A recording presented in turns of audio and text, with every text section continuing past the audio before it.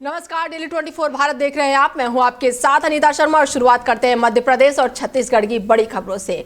बलरामपुर जिले में नदी के तट पर स्थित प्राचीन शिवगढ़ी शिव मंदिर श्रद्धा और आस्था का केंद्र बना हुआ है। प्राकृतिक सौंदर्य से घिरे इस स्थान पर भगवान शिव खुद ही विराजमान हुए हैं। दूर दराज से श्रद्धालु यहां पर पूजा अर्चना करने के लिए लगातार पहुंच रहे हैं और मंदिर का वातावरण आध्यात्मिक ऊर्जा से भरपूर होता हुआ नजर आ रहा है। और ऐसे में माना जा रहा है कि यहां पर शिवलिंग जो है वो बांस के पेड़ों के बीच प्रकट हुआ था और इसे आदिवासी समाज विशेष रूप से पूजता है। भक्तों की मान्यता है कि यहाँ पर सच्चे मन से पूजा करने से सभी मनोकामनाएं पूर्ण होती है और यही कारण है कि यहाँ पर भक्तों का सुबह से ही तांता लगा हुआ है। हजारों की संख्या में श्रद्धालु जो है वो जलाभिषेक कर रहे हैं और रात से ही लंबी कतारों में लोगों की भीड़ देखने को मिल रही है। और ऐसे में इस खबर पर ज्यादा जानकारी के साथ विजय सिंह हमारे साथ जुड़ चुके हैं और उनसे जानते हैं कि क्या कुछ अपडेट है, क्या कुछ माहौल है, क्योंकि सुबह से ही शिव मंदिरों पर भक्तों का तांता देखने को मिल रहा है। विजय जी। जी मैम, मैं बता दूं कि आपको बलरामपुर स्थित जो चनान नदी के स्थित पर जो प्राचीन शिव मंदिर है वह एक बांस के झाड़ियों के बीच में प्राचीन काल में निकला हुआ था। तो वहीं उसी समय से यहाँ का मान्यता है कि यहाँ पर जो मंदिर का जो मान्यता है वहाँ पूजा आस्था करने से लोगों का मान्यता पूरा होता है। और सुबह से ही लंबी लाइनें कतारें लग चुकी है और अभी तक भीड़ का माहौल इतने जुट चुके हैं कि यहाँ पर पूरी प्रशासन भीड़ को संभालने में लगा हुआ है और वहीं भक्तों का तांता लगा हुआ है। और एक तरफ देखा जाए तो यहाँ पर मेले का भी आयोजन किया जाता है, जहाँ पर काफी मेले का आयोजन बिल्कुल। ऐसे में विजय जी, अगर आप बता रहे हैं कि यहाँ पर मेले का भी आयोजन किया गया है, बड़ी तादाद में लोग लगातार पहुंच रहे हैं, तो सुरक्षा व्यवस्था के क्या कुछ इंतजाम किए गए हैं? प्रशासन कितना अलर्ट मोड पर है? प्रशासन की तरफ से श्रद्धालुओं के लिए क्या कुछ योजनाएं की गई हैं? जी, आपको बता दूं कि जो सुरक्षा व्यवस्था की बात करते हैं तो सुरक्षा व्यवस्था में पूरी तरह से जो यहाँ के पुलिस प्रशासन है पूरी अलर्ट हो चुका है और भक्तों को पूरी सब यातायात नियम को पूरा फॉलो करते हुए लोगों को रास्ते दिखाते हुए नजर आ रहा है और वहीं पर यातायात किसी तरह से बाधित न हो, इसके लिए सुबह से ही पुलिस प्रशासन लगा हुआ है। चलिए, तमाम जानकारी के लिए बहुत शुक्रिया विजय जी। बता दें कि महाशिवरात्रि पर लोगों की भीड़ जो है वो मंदिरों के बाहर देखने को मिल रही है। आस्था का सैलाब जो है वो मंदिरों के बाहर देखने को मिल रहा है। अपनी अपनी मनोकामनाएं लेकर भक्त जो है वो बाबा के द्वार पर खड़े नजर आ रहे हैं। तो वहीं जगदलपुर शहर में महाशिवरात्रि के पावन अवसर पर आज शिव मंदिरों में आस्था का सैलाब उमड़ पड़ा है। सुबह से ही श्रद्धालुओं की लंबी कतारें देखने को मिली हैं और हर हर महादेव के जय घोष से पूरा शहर भक्तिमय हो उठा है। शहर में मंदिर समेत कई शिवालयों पर विशेष पूजा अर्चना और रुद्राभिषेक का आयोजन किया गया है। हजारों श्रद्धालु भगवान भोलेनाथ के दर्शन और जलाभिषेक के लिए मंदिरों में पहुंचे हुए हैं। सुबह ब्रह्म मुहूर्त से ही भक्त जो है वो बेलपत्र, धतूरा, दूध और जल लेकर मंदिरों में पहुंचने लगे हैं। कई श्रद्धालुओं ने व्रत रखकर भगवान शिव की आराधना की है और अपने परिवार को इस सुख समृद्धि की कामना भी की है। मंदिरों में श्रद्धालुओं का उत्साह और भक्ति भाव देखते ही बन रहा था। पूजा के दौरान मंदिरों में नियमों का पालन करते हुए श्रद्धालुओं ने भगवान शिव की आराधना की और अपनी मनोकामनाओं की प्राप्ति के लिए प्रार्थना की। तो वहीं मध्य प्रदेश के छतरपुर में पुलिस कस्टडी में एक 22 साल के युवक की मौत से हड़कंप मच गया है। मामला संदिग्ध बताया जा रहा है और परिजनों ने पुलिस पर गंभीर आरोप लगाए हैं। पूरा मामला जो है वो राजनगर थाना क्षेत्र का बताया जा रहा है, जहां के 22 साल का निवासी राजेश पटेल की थाने में फांसी लगाकर आत्महत्या करने की बात जो है वो सामने आई है। घटना के बाद से इलाके में सनसनी फैल गई है। सूचना मिलते ही छतरपुर पुलिस अधीक्षक जो है अमन जैन भारी पुलिस बल के साथ मौके पर पहुंचे, पूरी मामले की जानकारी ली और थाने के बाहर मृतक के परिजनों ने जमकर हंगामा किया। परिजनों का आरोप है कि दो पुलिसकर्मी संजय सिंह और शिव कुमार ने युवक को छोड़ने के एवज में 50,000 रुपए की मांग की थी। मामले की गंभीरता को देखते हुए दोनों आरक्षकों को तत्काल प्रभाव से निलंबित कर दिया गया है। एसपी अमन जैन ने बताया है कि एक महिला द्वारा दिए गए शिकायत आवेदन के आधार पर युवक को थाने लाया गया था। आवेदन की जांच की जा रही है। घटना के बाद से अब मामले जो है वो लगातार तूल पकड़ता नजर आ रहा है। तो वहीं कांग्रेस नेत्री कविता सिंह भी राजनगर थाने पहुंची है और घटना को लेकर चिंता जताई है, निष्पक्ष जांच की मांग उठाई है। फिलहाल पूरे मामले में मजिस्ट्रेट जांच बैठा दी गई है और वहीं पुलिस कस्टडी में हुई मौत ने कई सवाल खड़े कर दिए हैं। कि क्या ये आत्महत्या है या इसके पीछे कोई और वजह है। इसका खुलासा अब मजिस्ट्रेट जांच के बाद ही होगा। आगे की कार्रवाई जो है वो चालू है। छतरपुर के राजनगर थाने के ठीक सामने इस वक्त मैं मौजूद हूँ। राजनगर थाने में पुलिस कस्टडी में एक युवक की मौत हो चुकी है। बताया जा रहा है उसने आत्महत्या की है। राजनगर थाने के ठीक सामने आप देखिए, यहाँ पर काफी लोग यहाँ पर मौजूद हैं। लोग पुलिस का विरोध करते नजर आ रहे हैं। बताया जा रहा है पुलिस कस्टडी के दौरान उसकी मौत हुई है। युवक इमिलिया गांव का निवासी है, राजेश पटेल नाम बताया जा रहा है। क्या कुछ पूरा मामला है, यहाँ के लोगों से हम बातचीत करने की कोशिश करेंगे।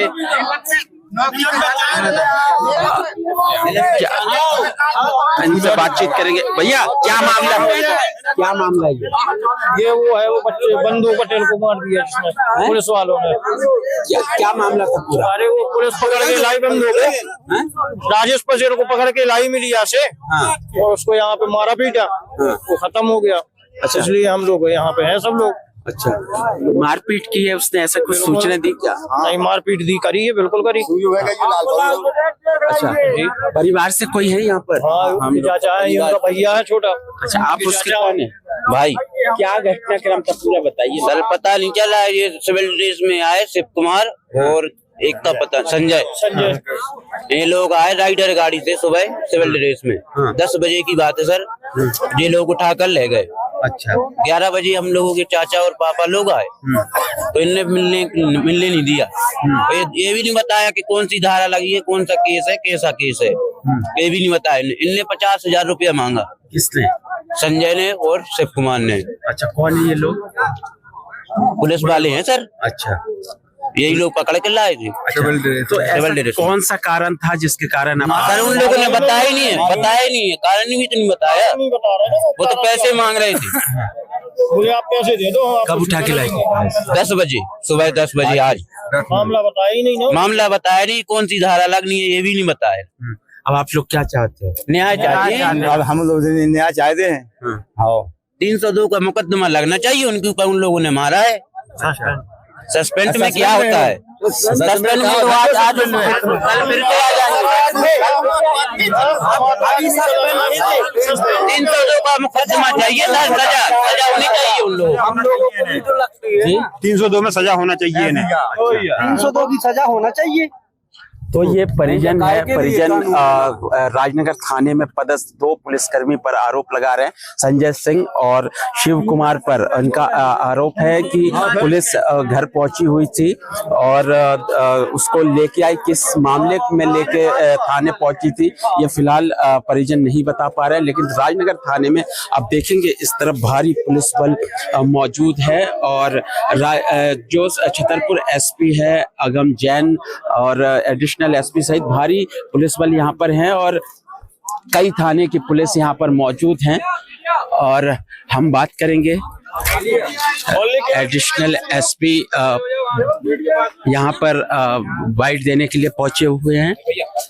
बाइट लीजिए, कुछ मत करिए, बैठ लीजिए जी। बोलेंगे ना। क्रम थाने में आत्महत्या का मामला बताया जा रहा है। राजनगर थाने में एक प्रकरण आज हुआ है जिसमें एक व्यक्ति के द्वारा प्रथम दृष्टया आत्महत्या ऐसा प्रतीत हो रहा है और इस प्रकार की घटना हुई है। और जैसे ही ये तथ्य संज्ञान में आया तत्काल ही माननीय मजिस्ट्रेट के द्वारा इसमें जांच की जा रही है। वो लगातार इसको देख रहे हैं और पूरी जांच उनके द्वारा की जा रही है। और इसमें जैसे भी तथ्य सामने आएंगे उसके बारे में आगे अवगत कराया जाएगा। इसमें आने वाले समय में जो पोस्टमार्टम है वो पैनल के थ्रू और प्रॉपर वीडियोग्राफी के तहत होगा। और प्राथमिक तौर पर जो परिजनों के द्वारा 2 आरक्षकों के संबंध में बताया गया है और भी सूत्रों से जो जानकारी प्राप्त हुई है उसको देखते हुए 2 आरक्षकों को सस्पेंड किया गया है और दूसरे सब डिवीजन के एसडीओपी को उनकी प्राथमिक जांच सौंपी जा रही है, जिसमें जो भी तथ्य सामने आएंगे उस आधार पर वैधानिक कार्रवाई की जाएगी। इसको लाया गया था, किस आरोप में 151 किया गया था? इसमें एक आवेदन था जिसमें महिला द्वारा कुछ गलत काम संबंधी आरोप लगाए गए थे और उसकी तथ्य की जांच की जा रही थी और उसमें प्रतिबंधात्मक कार्रवाई की। तो किस प्रकार के आरोप थे? गलत काम मतलब क्या बलात्कार के आरोप थे? छेड़खानी? इसमें कुछ जो तथ्य हैं अभी आपको आने वाले समय में अवगत कराए जाएंगे।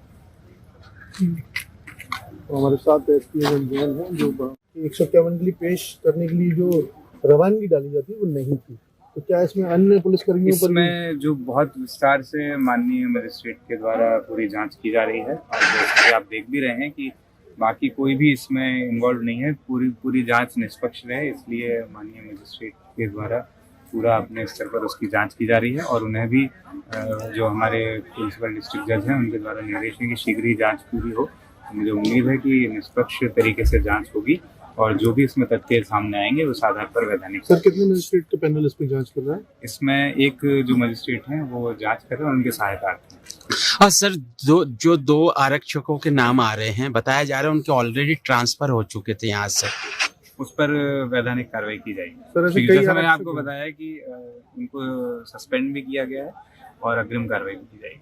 सर ऐसे कई आरक्षक और भी हैं जिले में जिनकी रवानगी नहीं है अन्य थानों के लिए, इस तरह के और भी तथ्य होंगे तो हम इनको अभी चेक करा लेंगे अगले कुछ दिनों में और उसको दुरुस्त कराया जाएगा। तो वहीं मुंगेली में मुख्यमंत्री शिक्षा गुणवत्ता अभियान मिशन 90+ के अंतर्गत प्रेरणा से परिवर्तन कार्यक्रम आयोजित किया गया, जिसमें कक्षा 10, 11 और 12वीं के छात्र जो हैं वो इसमें शामिल रहे और इसके साथ ही परीक्षा को बेहतर तैयारी हेतु मार्गदर्शन भी दिया गया।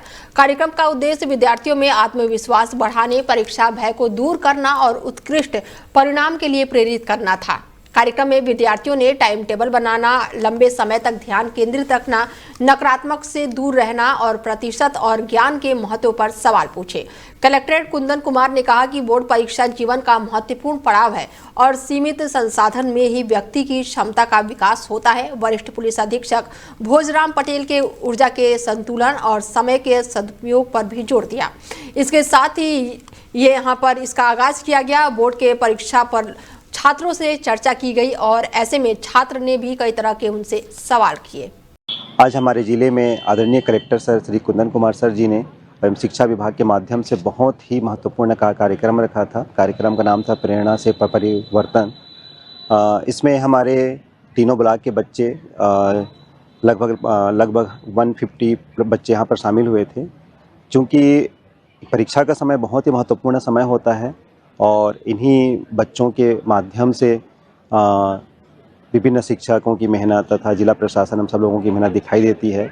लेकिन ये जो परीक्षा का समय होता है यह बच्चों के लिए काफ़ी तनाव भरा होता है। उनके मन में कई प्रकार के विचार चलते हैं, घबराहट होती है और कई प्रकार की चीज़ें उनके मन में चलती है। इन सभी घबराहट को दूर करने के लिए आज जिला प्रशासन के माध्यम से महत्वपूर्ण प्रोग्राम यहाँ पर हुआ। उस कार्यक्रम में आदरणीय कलेक्टर साहब ने, DO साहब ने एवं मैंने तथा साथ ही साथ शिक्षा विभाग के अन्य व्यक्ति सब ने अपनी अपनी बात रखी और सब ने बच्चों को परीक्षा के बारे में बताया कि हम अगर हमारे मन में तनाव है तो तनाव को कैसे करके हम दूर करें। आज जिला प्रशासन मुंगेली द्वारा शिक्षा विभाग के सहयोग से प्रेरणा से परिवर्तन तक ये कार्यक्रम आयोजित किया गया जनदर्शन हॉल में। और उसमें जो 10वीं और 12वीं का बोर्ड एग्ज़ाम दे रहे जो बच्चे हैं, जो मेधावी बच्चे हैं और जिनके थोड़े नंबर कम हैं, उन सभी करीब 150 बच्चों को यहाँ बुलाया गया था और एक मोटिवेशनल कार्यक्रम रखा गया था जिसमें मैं और SP साहब, दोनों हमारे जो डिप्टी कलेक्टर्स हैं अजय शतरंज और रेखा चंद्रा मैडम, DO साहब, DMC साहब, सभी अधिकारी थे। बच्चों को हम लोगों ने लाइफ के टिप्स दिए, सक्सेसफुल टिप्स दिए कि कैसे आपको एग्ज़ाम स्ट्रेस को मैनेज करना है, कैसे अपने पारिवारिक जो टेंशन है उसको भूलते हुए और उसको करते हुए कैसे अपने प्रोडक्टिविटी को बढ़ाना है जिससे कि आपके बोर्ड के एग्ज़ाम में आपके। तो वहीं बीरगुडी वन परीक्षण के ग्राम में वन आग सुरक्षा को लेकर 1 दिवसीय कार्यशाला का आयोजन किया गया और इस कार्यशाला में अर्थ रिस्ट्रेट फाउंडेशन रायपुर की चेयरपर्सन और साथ ही वन सभापति अजय ध्रुव सहित तमाम अतिथि के रूप में उपस्थित रहे। कार्यक्रम का उद्देश्य ग्रामीणों को वनों और अन्य वन जीवों के आग से बचाने के उपायों के बारे में जागरूक करना था। कार्यशाला में बताया गया कि गर्मी के मौसम में जंगलों में आग लगने की घटनाएं बढ़ सकती हैं, जिससे जैव विविधता जो है वो नकारात्मक असर पड़ सकता है। अर्थ स्ट्रेट फाउंडेशन ने ग्रामीणों को जंगल की सुरक्षा, आग से बचाव और तरीकों की प्राकृतिक संसाधनों के बारे में महत्व से विस्तार से चर्चा की। बच्चों के लिए पर्यावरण संरक्षण और जैव विविधता पर आधारित पेंटिंग प्रतियोगिता का भी आयोजन किया गया और ऐसे में कार्यशाला में range Surendra Kumar, deputy range Satish Kashyap, Amit Patel सहित कई लोग जो हैं वो उपस्थित रहे और इस अवसर पर स्थानीय लोगों में जंगल सुरक्षा और पर्यावरण संरक्षण के प्रति जागरूकता बढ़ी। प्रथम बार ये जैव विविधता के ऊपर कार्यशाला हुई, जिसमें हमारा मेन फोकस लोकली लोगों को हम जागरूक कर पाएं कि कैसे आप अपने ही घर में एक छोटा सा उद्योग डालकर आप एक एम्प्लॉयमेंट का सृजन कर सकते हैं। उसके ऊपर ये कार्यशाला थी जिसमें लोगों ने बहुत अच्छे से भाग लिया। ये हमारे गाँव वालों की और हमारी जिम्मेदारी है कि हम उसको आगे समझें और उसको प्रोटेक्ट करें। उसके ऊपर ये कार्यशाला थी, इसकी अध्यक्षता अजय जी ने की थी और यहाँ पूरी वन विभाग की टीम, रेंजर सर की टीम, सभी लोग उपस्थित थे और जिन्होंने बहुत बढ़ चढ़कर हिस्सा लिया और एक आंदोलन के रूप में यह कार्यशाला समापित हुई। जैव विविधता को लेकर के और अग्नि सुरक्षा जो है, जो जंगल जल रहे हैं उसको बचाने के लिए ये जो हम कार्यक्रम किया गया, उसमें बच्चे और बाकी जो ग्रामीण जन हैं सभी की एक अहम भूमिका रही और निश्चित रूप से सभी ने संकल्पित हुए कि हम लोग जो है जंगल की सुरक्षा करेंगे और साथ ही साथ जो है अर्थ जो ट्री के फाउंडेशन के जो मैडम जी है वो भी आई हुए, साथ में उनने अच्छा जानकारी दी और मैं अपेक्षा करता हूँ कि सभी लोग जो है जंगल जमीन की रक्षा करेंगे। रेंज अफसर, डीएफओ, एसडीओ साहब सब इसमें गर्मी का जहाँ मौसम आता है सब सक्रिय हो जाते हैं, शिकारी लोग भी सक्रिय हो जाते हैं। तो देखे होंगे कि गाँव से सहयोग चाहिए। एक हमारा फायर वाइटर पर्याप्त नहीं है, एक हमारा कर्मचारी ही पर्याप्त नहीं है। जब तक हमको गांव से सहयोग नहीं मिलेगा तो हम इतना बड़े जंगल को कैसे बचा पाएंगे।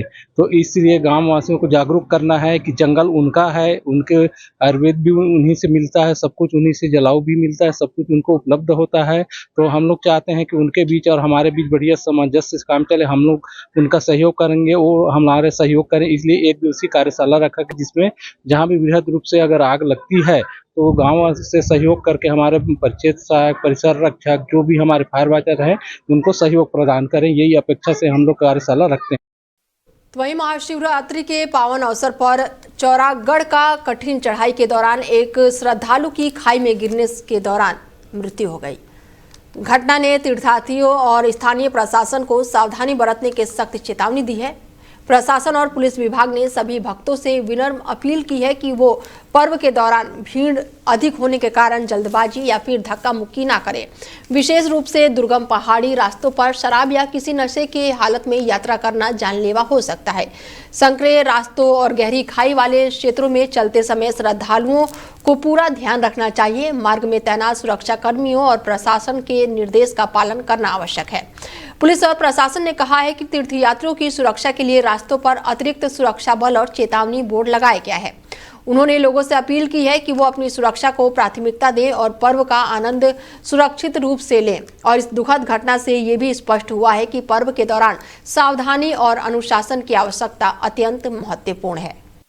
तो उधर भोपाल में एक कार अनियंत्रित होकर डिवाइडर से जा टकराई है। दुर्घटना के समय कार में 3 युवक सवार थे जो कि करौद क्षेत्र के शादी समारोह से घर लौट रहे थे। हादसा ईटखेड़ी बाईपास के मुबारक की आसपास के पास की बताई जा रही है और तेज रफ्तार बोलेरो जो है वो अचानक से ही संतुलन खो बैठी और डिवाइडर से जा टकराई, जिसके बाद से उसमें आग लग गई। हालांकि युवक तुरंत ही कार से बाहर निकलने में सफल रहे और अपनी जान बचा ली। पास ही मौजूदा कुछ राहगीरों ने भी उनकी मदद की। घायलों को उपचार के लिए अस्पताल में भर्ती कराया गया है। युवकों ने बताया कि शादी में देर होने के कारण जल्दी घर पहुंचने की जल्दबाजी में वो तेज वाहन चला रहे थे और इस दौरान कार में आग भी लग गई। फिलहाल युवक जो थे वो किसी तरह कार से बाहर निकल आए। वहीं शहडोल वन विभाग में दुर्लभ और संरक्षित वन्यजीव जैसे कि पोगोलिन की तस्करी और शिकार के खिलाफ व्यापक कार्रवाई की गई है और अब तक 9 जिलों से कुल 17 आरोपियों को गिरफ्तार किया गया है। हालिया कार्रवाई में 5 आरोपियों को एक जिंदा पोगोलिन के साथ पकड़ा गया है और इसके बाद से प्रदेश के शहडोल के सहित कई जिलों में 10 आरोपियों को गिरफ्तार किया गया है। 27 अक्टूबर 2025 को जैतपुर वन परीक्षण का ग्राम जरवाही के पास से भी कई पोगोलिन मिले थे। इसके साथ ही 2 आरोपियों को गिरफ्तार भी किया गया है। पूछताछ के बाद से जानकारी के आधार पर अलग अलग जिलों में दबिश दी जा रही है और अन्य आरोपियों की गिरफ्तारी में पुलिस जो है वो लगातार लगी हुई है। और ऐसे में वन जीव को लेकर पुलिस जो है वो पूरी तरह से सक्रिय मोड में नजर आ रही है। फिलहाल आरोपियों को गिरफ्तार कर लिया गया है और आगे की कार्रवाई शुरू कर दी गई है। में एक मुखबिर से सूचना प्राप्त हुई थी कि पेंगोलियन एक दुर्लभ प्रजाति का वन्य प्राणी है जिसकी एक संगठित गिरोह के द्वारा स्मगलिंग किया जा रहा है, जिस पर सर्वप्रथम पूर्व में ही 10 आरोपियों को अरेस्ट करके विभिन्न जिलाओं से 5 जिलाओं से, जिसमें शहडोल, उमरिया, अनूपपुर, मंडला, जबलपुर और डिंडोरी जिला से आरोपियों को अरेस्ट किया गया था। उसी में अभी रिसेंट में 10 फरवरी को एक आरोपी को जिंदा पेंगोलियन के साथ, जिसका वजन 9 किलो है, दमोह जिले से अरेस्ट किया गया, जिसको कोर्ट में पेश करके पीआर में फर्दर इन्वेस्टिगेशन में लिया गया। और यही फर्दर इन्वेस्टिगेशन के दौरान कल 11 तारीख को ही कटनी जिले से हमारी टीम के द्वारा 5 आरोपी और एक जिंदा पेंगोलियन जिसका वजन 16 किलोग्राम है, उसको जब्त की कार्रवाई की गई है। अभी विवेचना जारी है। इसमें टोटल अभी तक 17 आरोपी पकड़ा चुके हैं और टोटल 9 जिले से। पर में एक तो वहीं जबलपुर स्टेट हाईवे पर नदी के टूटे पुल के नीचे गिरने से 3 बाइक सवार युवक की दर्दनाक मौत हो गई। घटना की सूचना मिलते ही पुलिस तुरंत ही मौके पर पहुंची।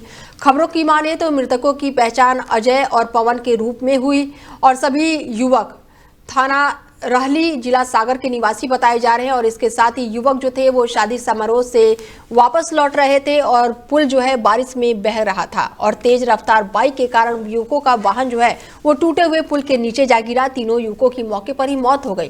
थाना प्रभारी रविंद्र ने पुष्टि करते हुए बताया है कि तीनों की जान गई है और मामले की जांच चल रही है। और इस घटना ने स्थानीय लोगों में शोक और सुरक्षा व्यवस्था को लेकर चिंता पैदा कर दी है।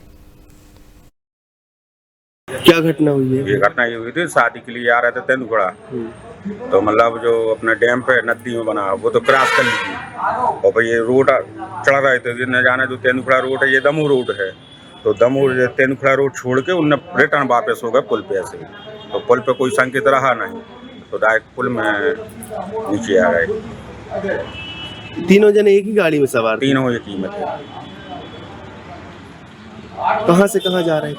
ये छियारी से अपने समनापुर आ रहा है शादी में। क्या घटना हुई है? ये घटना ये हुई थी, शादी के लिए आ रहे थे तेंदुपड़ा, तो मतलब जो अपना डैम पे नदी में बना वो तो क्रॉस कर ली थी और भाई ये रोड चढ़ रहे थे, न जाने जो तेंदुपड़ा रोड है ये दमोह रोड है, तो दमोह तेंदुपड़ा। तो वहीं शक्ति में 24 जनवरी को शिवम होटल में एक युवती को जिंदा जलाने का कथित मामला सामने आया है। मृतक दिशा मारवी की मां मीना जो है वो आरोप लगाए हैं कि उनकी बेटी को होटल में बुलाकर योगेंद्र कुमार साहू ने तारपीन तेल डालकर आग लगाने की कोशिश की और इसके अलावा महेंद्र और आशीष पटेल पर साजिश में शामिल होने का आरोप लगा है। घटना के बाद से युवती को जली हालत में कार से अस्पताल पहुंचाया गया और इस दौरान होटल और अस्पताल का सीसीटीवी फुटेज भी वायरल हुआ, जिसमें दिशा और आशीष पटेल की तस्वीरें दिखाई दे रही हैं। 23 और 24 जनवरी का कथित चैट भी विवादों के संकेत मिले हैं। मीना ने शक्ति थाना में नामजद शिकायत दर्ज कराते हुए आरोपियों के खिलाफ सख्त कार्रवाई किए जाने की मांग की है। मेरा नाम श्रीमती मीना मरावी है और मेरी बेटी शिवम होटल में जली हुई उसको आग लगाया गया और उसके द्वारा बताया गया कि योगेंद्र साहू के द्वारा आग से माचिस मतलब जलाया गया और उसके बाद होटल पहुंचाया गया, सॉरी हॉस्पिटल पहुंचाया गया। अभी तक इस मामले पे पुलिस क्या कार्रवाई कर रही है और आप इस मामले पे क्या चाहते हैं? अभी इस घटने को 12 दिन हो चुका है लेकिन पुलिस अधिकारियों के द्वारा कोई भी कार्यवाही नहीं किया गया है, कोई भी घटना का संज्ञान में नहीं लिया गया है। और मैं ये चाहती हूँ कि इसके बारे में अच्छी तरह से गहनपूर्वक जांच किया जाए और मेरी प्रार्थना है मुख्यमंत्री जी से, क्योंकि मैं एक आदिवासी महिला हूँ और मेरे आदिवासी होने का उन लोग फायदा उठा रहे हैं, मेरे को दबाव डाला जा रहा है और कोई भी कार्यवाही करने से इनकार किया जा रहा है। घटना कब की है और बच्ची की मृत्यु कब हुई? घटना ये 24 जनवरी शनिवार के दिन की है, करीब 12 से 1 के बीच की है। उस समय मैं स्कूल में मौजूद थी, मेरे पास कॉल गया तो मैं तुरंत हॉस्पिटल में पहुंची और हॉस्पिटल में पहुंची तो मेरी बेटी अकेली अनाथ की तरह। फिलहाल बुलेटिन में मेरे साथ इतना ही, दीजिए इजाजत, नमस्कार।